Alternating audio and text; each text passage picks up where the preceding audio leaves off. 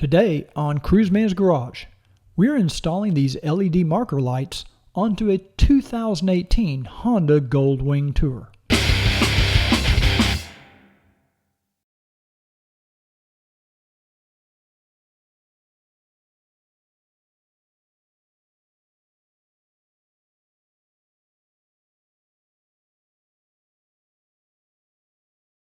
Open the left and right saddlebag door, then lower the passenger footrests.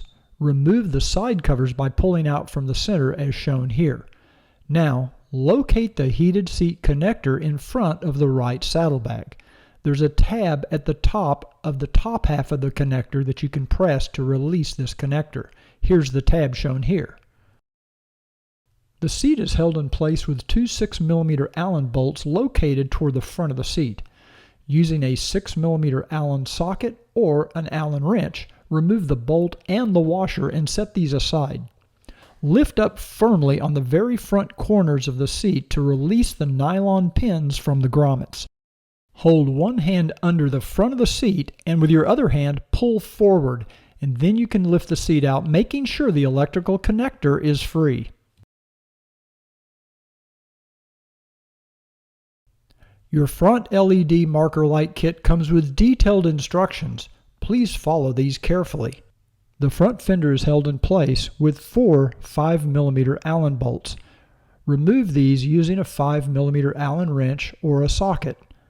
Remember that the bottom bolt also has a small nylon washer behind it. You'll need to remove that as well.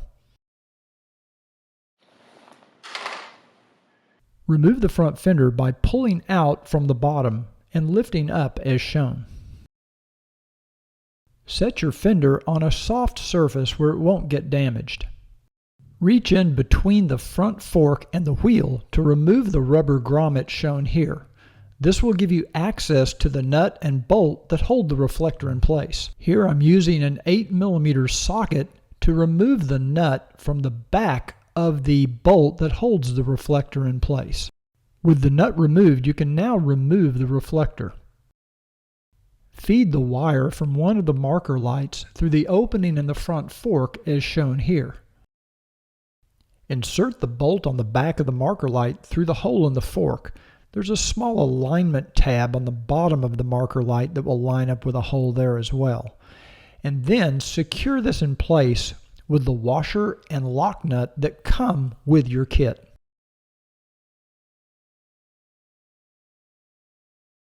The rubber grommet we removed earlier is marked so that you can see where the front of the grommet is. Now we need to cut a 9mm notch into the bottom rear edge of that grommet so that the wires can fit through. I'm just using a pair of wire snips to cut these notches. Of course, you could use an X-Acto knife or whatever tool you want. Here you can see the grommet back in place with the wire coming out through that opening and going toward the back of the bike. We need to route the wires to the back of the bike, and I'm doing this over the top of the engine, as you can see here. And then we'll eventually run these wires up inside the frame to underneath the seat, where they will then be connected to our isolator fuse block. Use the small cable ties included in the kit to secure the wire to the back of the brake lines as shown here. The three wires are routed between the gas tank and the frame and will eventually be connected to this isolator fuse box shown here with the top removed. A link to the video showing the installation of the isolation fuse block is in the description below. Repeat the procedure for the other side of the motorcycle. With both marker lights installed, you can now replace the front fender. Set it in place as shown here, and then replace the two bolts. When reinstalling the lower bolt, make sure the nylon washer slips over this metal collar that protrudes. You may have to use a small tool to hold that washer in place as you tighten the bolt. Now tighten the top bolts on each side and you're done.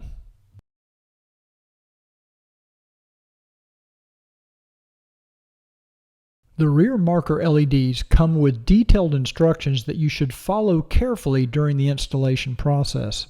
We must remove the saddlebag doors to to complete the installation. I'm starting on the right side, but you can start on the left side as well. The first step is to remove the Phillips screw that holds this cable in place. Now I'm just going to set this cable with the screw inside the saddlebag for now. Here you can see the small spring clip that holds the gas shock in place on the saddlebag door. I'm using a small screwdriver just to slightly pry this clip out. As you pry out on this clip, you can push outward on the gas shock to remove it, but make sure you're supporting the door. Here you can see I'm using my knee to hold the door in place. With the gas shock and the cable removed, you can now lower the door low enough to gain access to the 3 small screws that hold the hinge pins in place. Remove all 3 of these screws, and then you can remove the hinge pins. I like to remove the outer pins first, leaving the center one in place. That way it kind of holds the door more steadily. You're still holding this up with your knee, or have a friend hold it for you as you remove these hinge pins. Once the 3 pins are removed, you can carefully remove the saddlebag door as shown. It's very important to set your saddlebag door on a clean, soft surface. I'm using a towel on top of carpet here. There are 10 Phillips screws that hold the liner in place. In addition, there are 4 Phillips screws that hold the 2 latches in place. Using a Phillips screwdriver, remove all 10 of the screws that hold the liner in place. Also, remove the 4 Phillips screws that hold the 2 latches in place and remove the latches. Make note that the screws for the liner are smaller and a different size than the screws for the latches.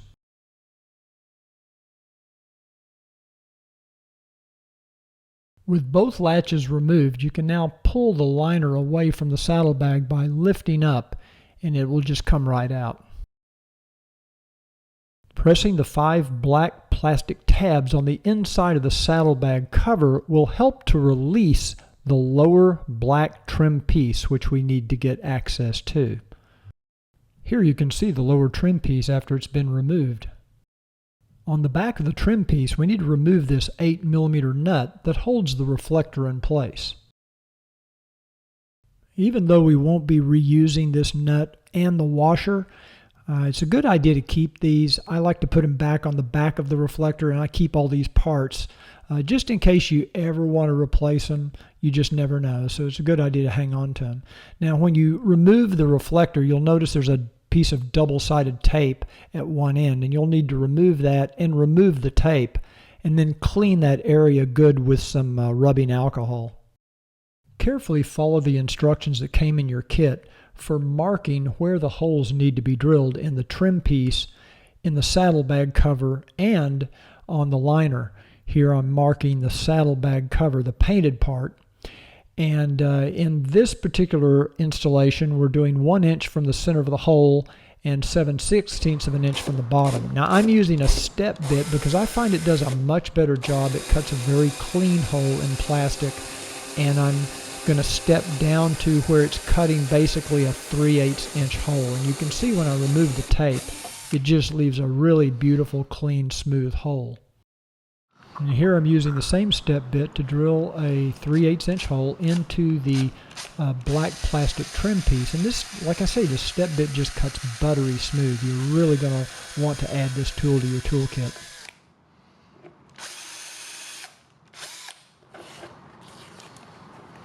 Of course, the last hole we're going to drill is in the liner itself, and per the instructions that come in your kit.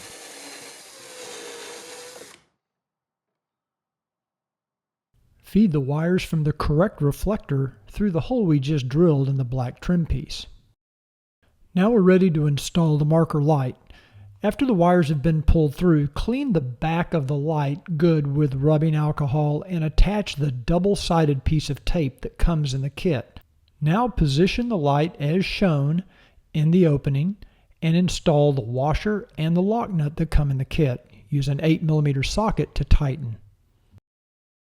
Now feed those wires through the hole we drilled into the painted surface of the saddlebag door and reinstall the lower trim piece as shown. The lower trim piece basically snaps into place. Now you're ready to reinstall the inner liner. Reinstall all 10 of the Phillips screws and don't forget to install the latches. Before reinstalling the saddlebag door, it's a good idea to run your fishing line for your wires from underneath the front of the saddlebag, and I'm going to run one up to where the heated seat connector is first, and then I can take the wire from there and run it up underneath the seat. Now I'm putting a little bend here in my fishing line, and then I'm going to have to use my hemostats to actually grab the end of that and pull it through where I need to, because you're working in kind of a tight space here.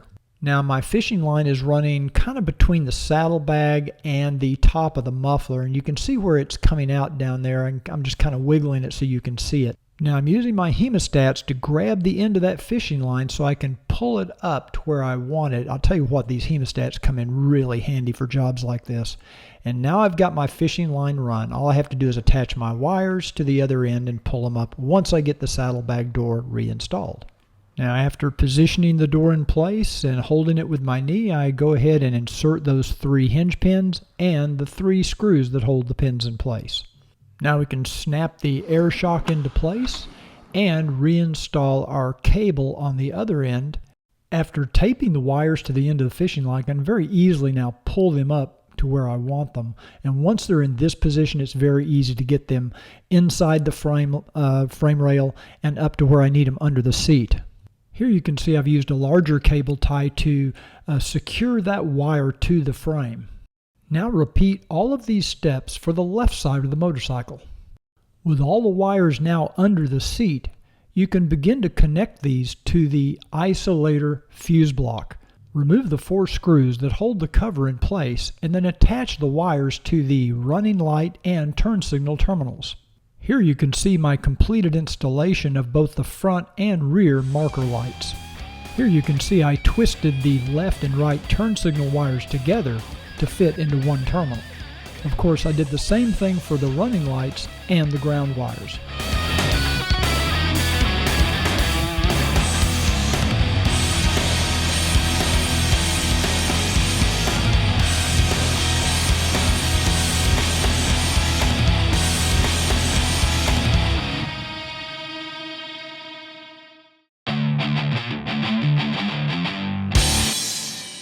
Whenever I need to fish wires through the motorcycle into tight areas to get back to the battery or wherever, I like to use one of these really long cable ties.